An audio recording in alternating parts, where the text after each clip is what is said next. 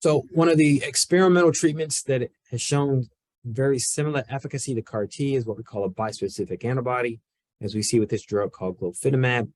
But the key thing to take away from this slide is you see the overall response rate is fairly high, and that sort of is still mirrored in patients who, on the right-hand box, patients who failed one of those BTK inhibitors, we still see high overall response rate and a high complete remission rate. So again, very encouraging data with this. And I would say the more encouraging information from this treatment is you see in the box to the right. Again, if we look at ICANS, which again is what we consider to be our neurological complications from this type of treatment, again, very low, and you only see one grade 1 event. Whereas if you remember what we talked about with the CAR T, the third of the patients had grade 3 above. There are no grade 3 events noted with this type of treatment with very similar efficacy. The only downside to this, obviously, is it still does come with some risks, such as infection.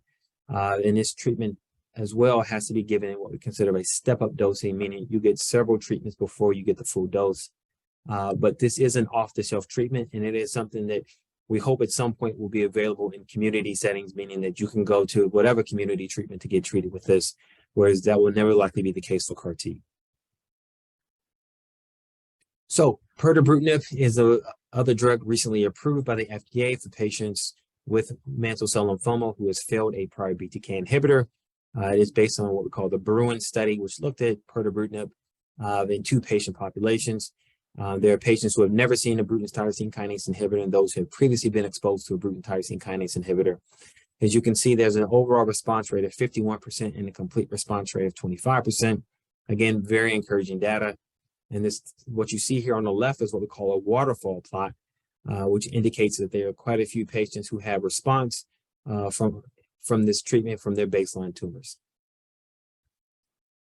So looking at this long term, as you see this curve here in orange, again, a progression-free survival curve showing that there are a fair number of patients who are responding to this treatment. And if you look at the box in the lower hand right, the biggest takeaway from this is the improved side effect profile from this treatment, which again appears to be better even than the second generation covalent BTK inhibitors. What I failed to mention when we talked about this is Pirtobrutinib is another BTK inhibitor, except it's what we call a non-covalent BTK inhibitor compared to the covalent ones, acalabrutinib, ibrutinib, and zanubrutinib. Easy way to remember this is the 3 covalent BTK inhibitors, when they bind to that BTK receptor, they never let go. Pirtobrutinib, on the other hand, is a non-covalent inhibitor, meaning its binding to that receptor is not permanent, which means it doesn't completely inhibit it all the time. As such, again, it does have the potential to overcome some of the resistance pathways that may sort of keep those other 3 drugs from working.